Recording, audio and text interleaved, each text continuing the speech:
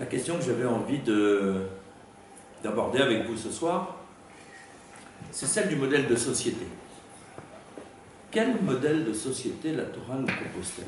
Qu'est-ce que Akadosh Baruch Hu attend de nous? C'est pour ça qu'on a intitulé cette conférence « Aide ton prochain comme toi-même », bien sûr, qui fait un clin d'œil à la phrase beaucoup plus célèbre « Aime ton prochain comme toi-même ». Et nous allons essayer de comprendre pourquoi volontairement j'ai mis « aide » et pas « aime » justement, qui est le texte classique. Qu'est-ce que donc Dieu attend de nous?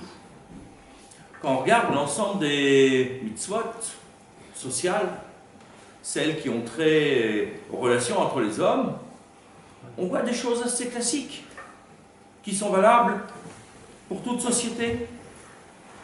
On voit l'interdiction du meurtre, l'interdiction du vol, l'interdiction de l'adultère. Tout ça fait partie des consignes nécessaires qu'on retrouve dans toute société pour arriver à vivre ensemble.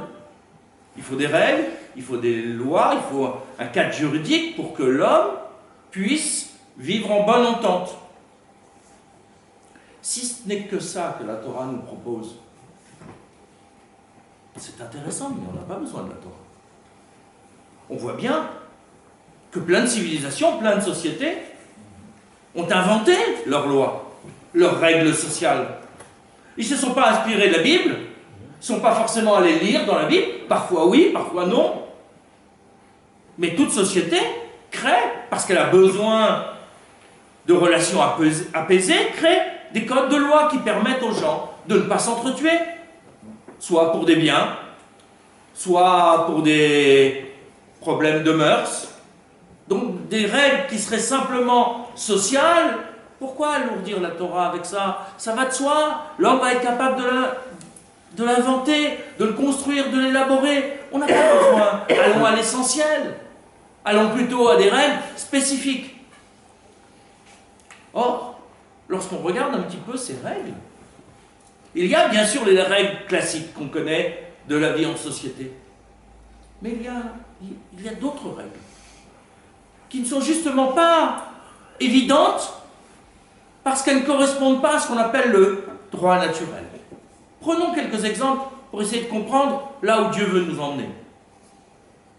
Premier exemple, l'interdit du ribit, du prêt à intérêt. Mais l'intérêt, c'est normal. Lorsque je prête mon argent à quelqu'un, pendant ce temps-là, il n'est pas placé, il ne me rapporte rien.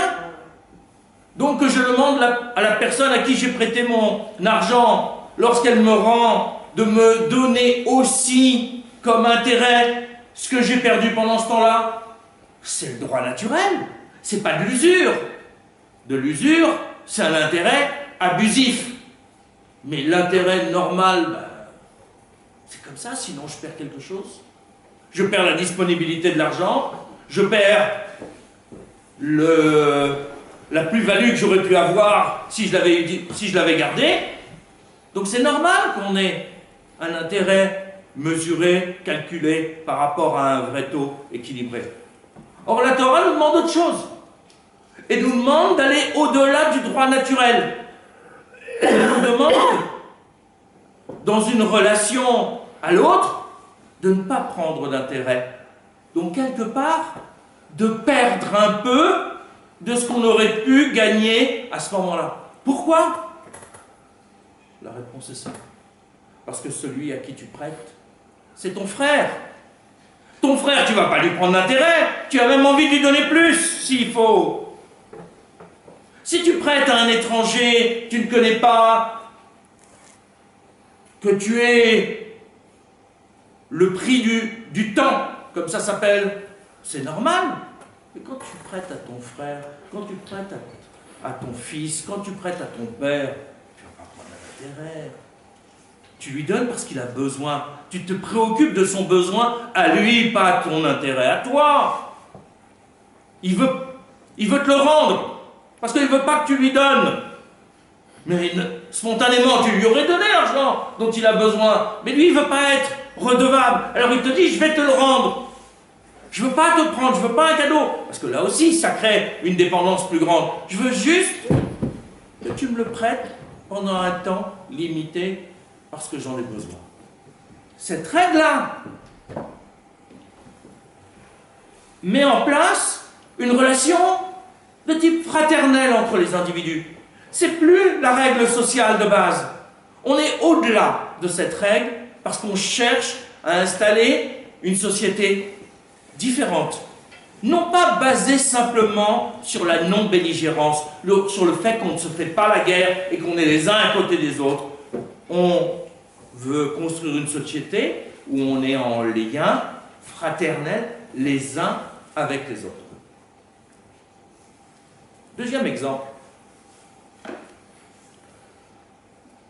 La tzedaka. C'est normal, il y a un pauvre, il a besoin, je lui donne.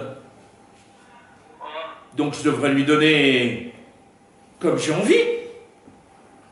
Pourquoi on me dit que dans cette démarche de solidarité, il y a un minimum et un maximum? Minimum, il faut au moins 10% de ce que l'on gagne, maximum 20%. Pourquoi on ne laisse pas libre? Parce que cette liberté, c'est pas de la justice, c'est de la charité.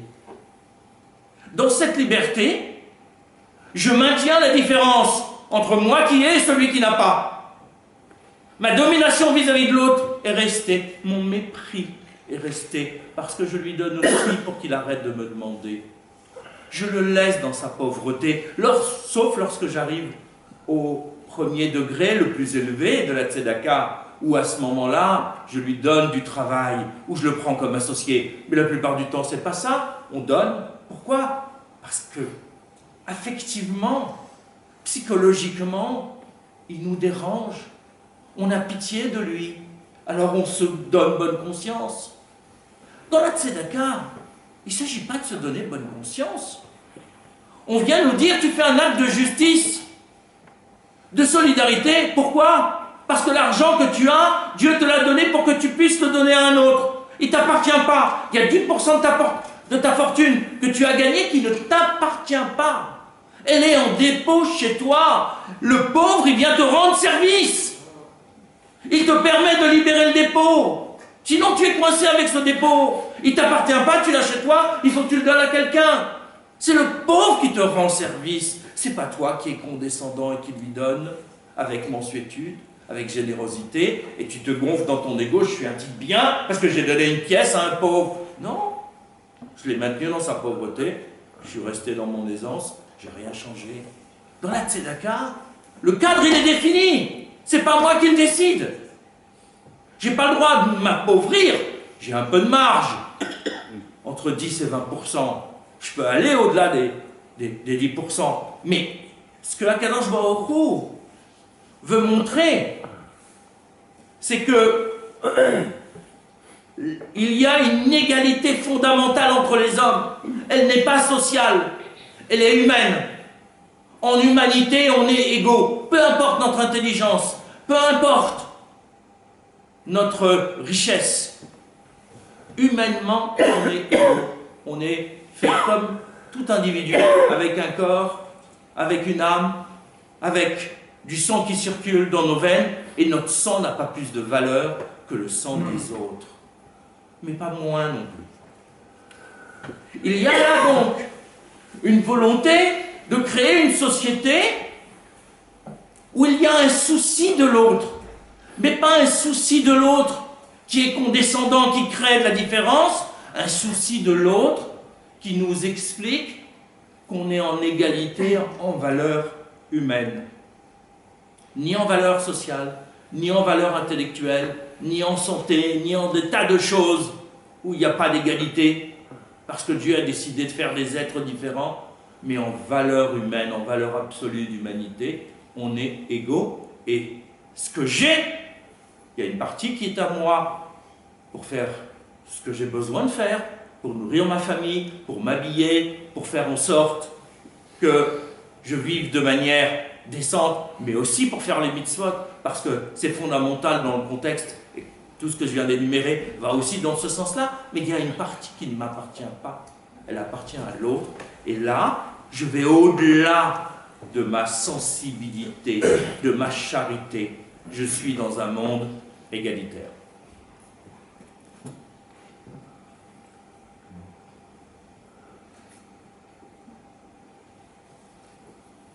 Troisième concept que je voudrais aborder ce soir, qui nous sert de base,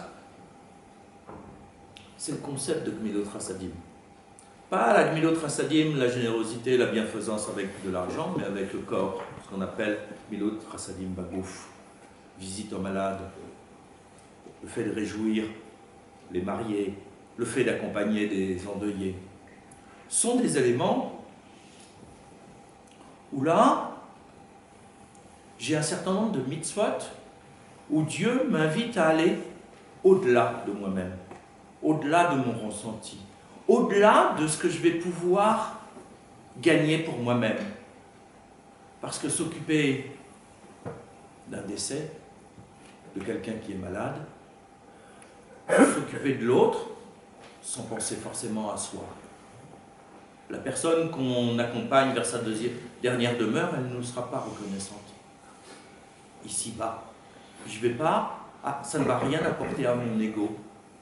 Le fait d'aller voir un malade, c'est une épreuve.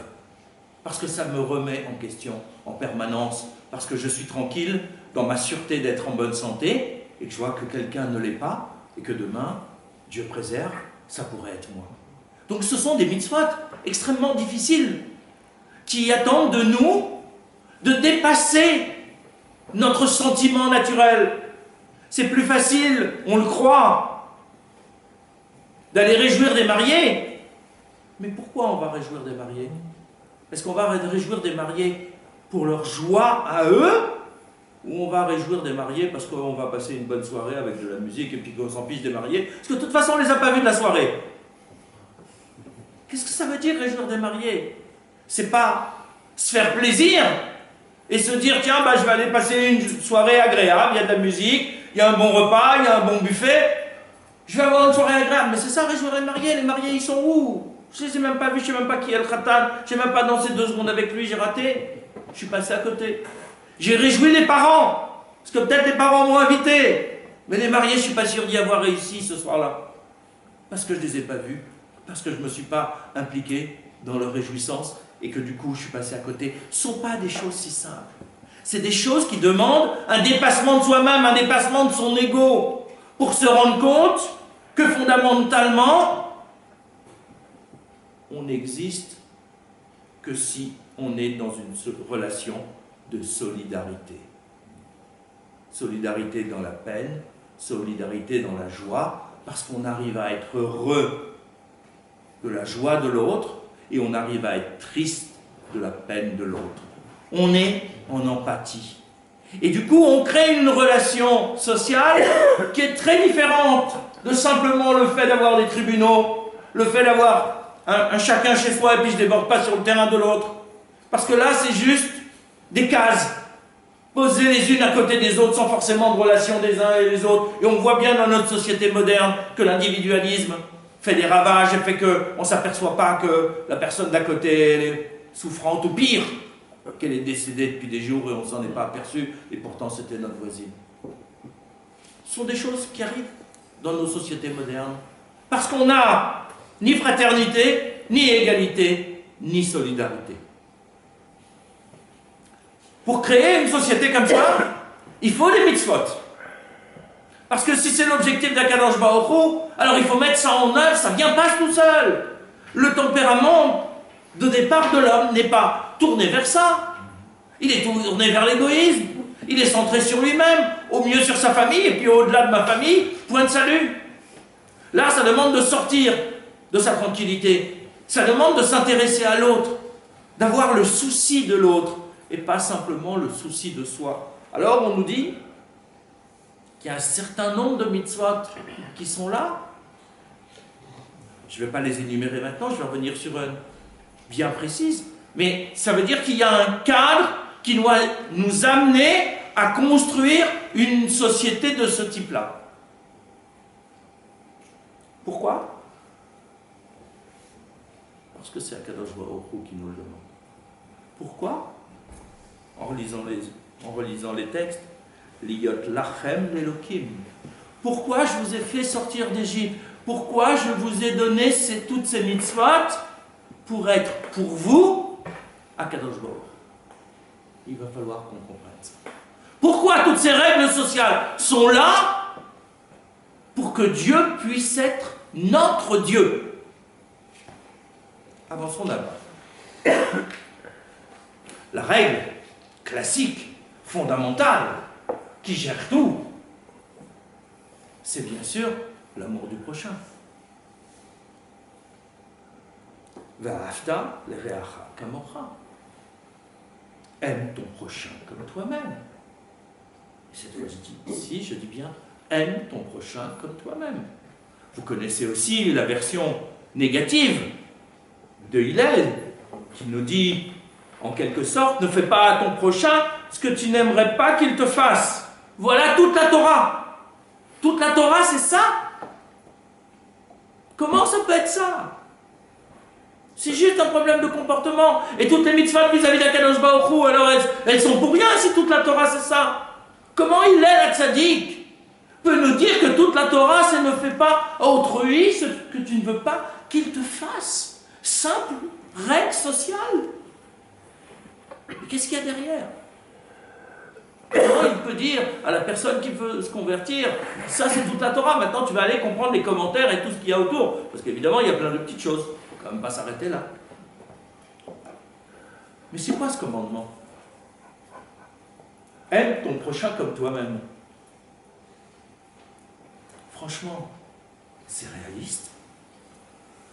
Là, on voit que des visages amis. Et autour de nous, il n'y a pas que des amis. Autour de nous, dans la vie quotidienne, il n'y a pas que des gens qu'on aime. Il y a des gens qu'on aime beaucoup, des gens qu'on aime bien, des gens qu'on aime moins, et des gens qu'on n'aime pas du tout. Ça, c'est la réalité. Et comment un Kadosh Baruch Hu peut nous demander un sentiment, il peut nous mettre comme commandement, et tel sentiment d'aimer le prochain. Mais le prochain, il peut être détestable. Le prochain, il peut me donner de l'urticaire. Et il faut que je l'aime. Mais comment? C'est juste en me disant aime ton prochain comme toi-même que ça va marcher. De quoi on nous parle? Réfléchissez. Akadosh Baruch Hu ne nous demande pas d'aimer nos parents. Pourtant, ça aurait été facile ça. Dans beaucoup de cas en tout cas. Aime ton père et ta mère. Ouf, ça, grâce à Dieu, ça va de soi. Dans bien des familles, pas partout. C'est pour ça qu'il ne nous a pas demandé. Il nous a demandé, respecte-les, honore-les. Les aimer, c'est ton affaire. Alors si les aimer, mes parents, c'est mon affaire, c'est mon prochain direct. C'est le prochain plus simple. Et celui-là, j'ai pas besoin de l'aimer.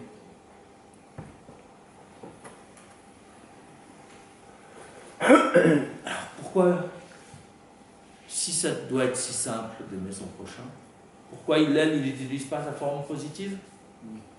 Pourquoi il utilise une forme négative? Il aurait dû dire, ben voilà, Klal Gadol la Torah, un grand principe dans la Torah. Aime ton prochain. Et tu fais, c'est l'essentiel. Or, on n'est pas du tout là-dedans. On nous dit, bien sûr, qu'il faut avoir une relation de proximité, d'affection, mais quand le Sefer Achinour sur cette mitzvah, qui est la mitzvah 219, nous dit qu'un homme se comportera envers son frère, ainsi celui-ci se comportera envers lui. Cela ne peut que contribuer à faire régner la bonne entente entre les hommes. Bien dire que la bonne entente, elle n'est pas facile. Alors on dit, on met en avant comme premier principe la réciprocité. Si tu n'as pas envie qu'il te fasse de mal, alors fais en sorte de lui faire du bien.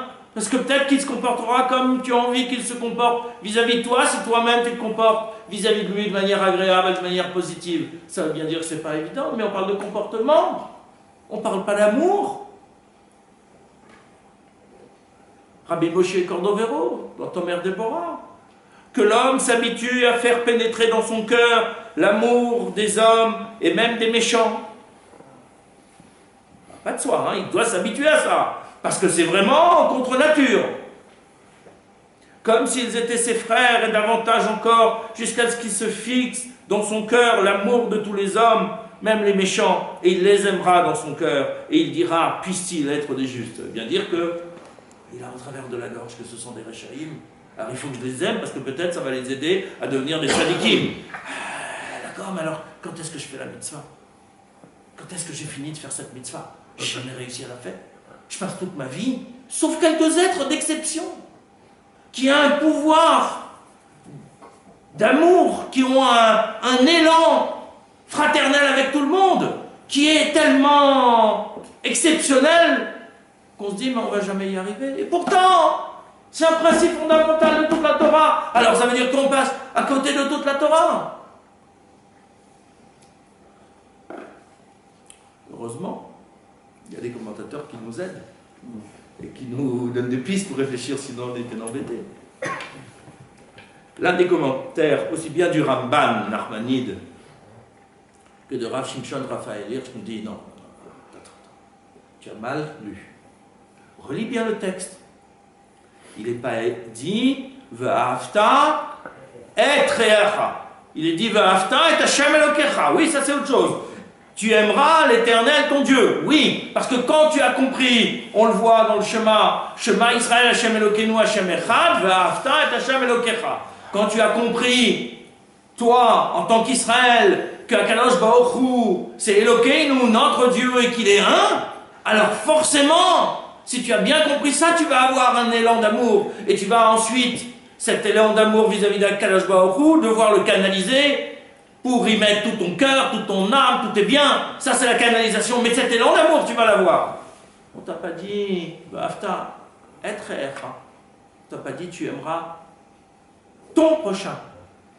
On te dit, Bafta, l'Erecha Kamocha.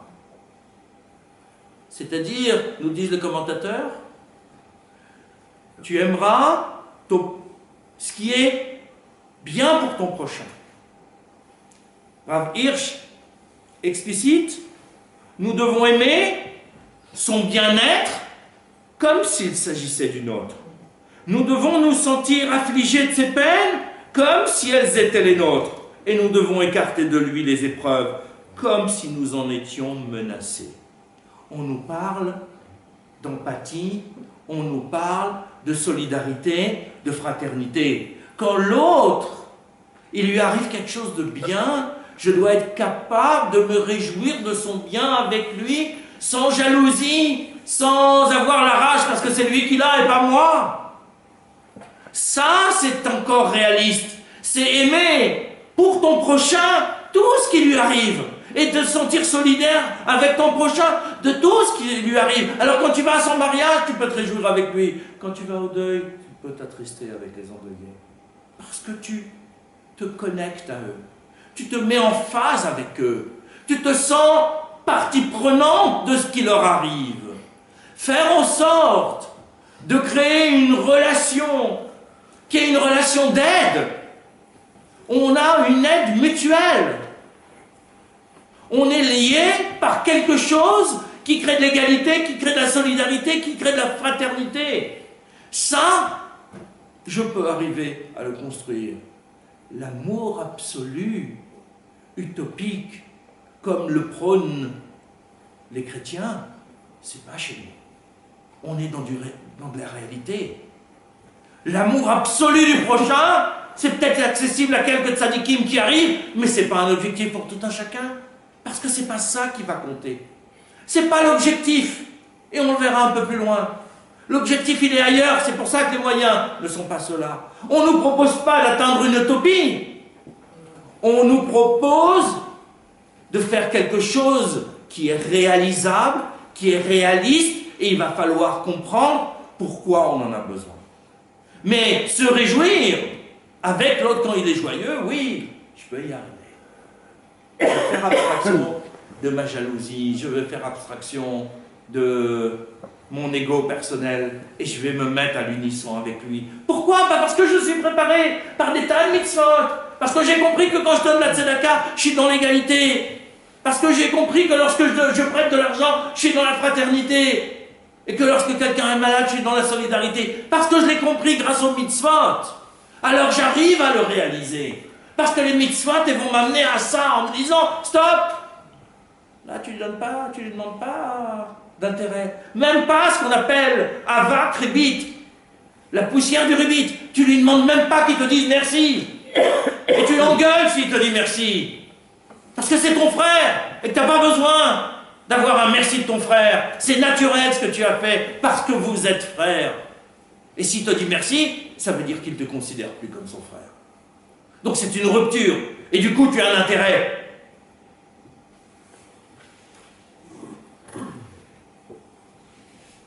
Là, on commence à comprendre que c'est bien là l'un des fondements de toute la Torah. Parce que c'est quelque chose qui crée des relations horizontales complètement différentes. Alors, c'est dans un groupe, parce qu'il s'agit d'être le peuple d'Akadosh Baruch Hu. Si Dieu est notre Dieu, c'est parce qu'il s'agit pour nous d'être le peuple d'Akadosh Baruch Hu. Il est bien évident que l'intérêt, par exemple, si je suis dans une société où les règles, c'est on prend un intérêt, ben je prends un intérêt, c'est un droit naturel, je n'ai pas à y renoncer. Je ne vais pas être le royaliste que le roi avec celui qui ne le fait pas. Mais dans mon peuple, dans ma famille, qui s'appelle Am Israël, il y a des règles différentes et tout le monde doit les observer. Mais je ne me fais pas avoir, je ne suis pas crédule. Ce qui est le droit naturel, j'y ai droit. Ce qui est de l'usure, de l'abus, c'est pas pour moi et c'est pour personne. Mais quand je suis dans ma famille, la relation elle est différente.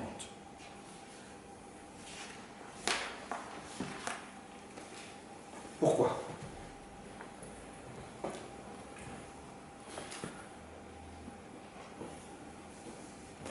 Pourquoi à l'intérieur de la famille, la relation elle est différente?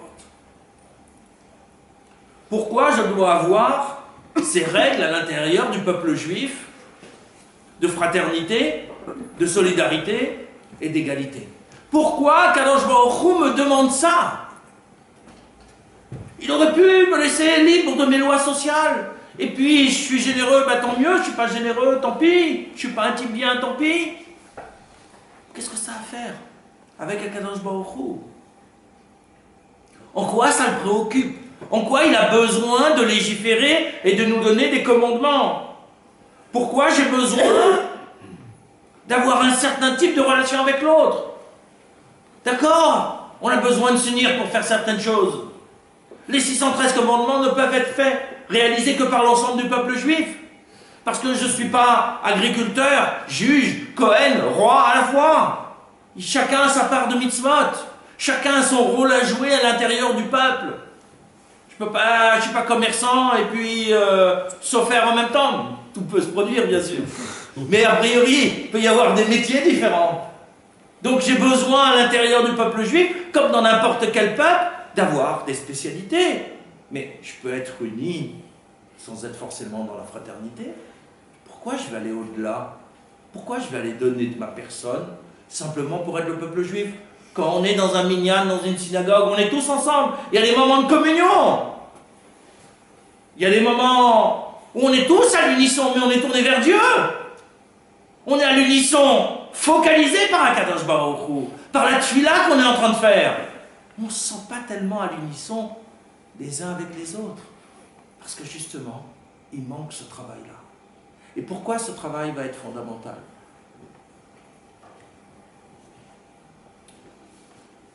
Ce qui se passe en fait, pourquoi l'aide, l'entraide, tout ça c'est fondamental.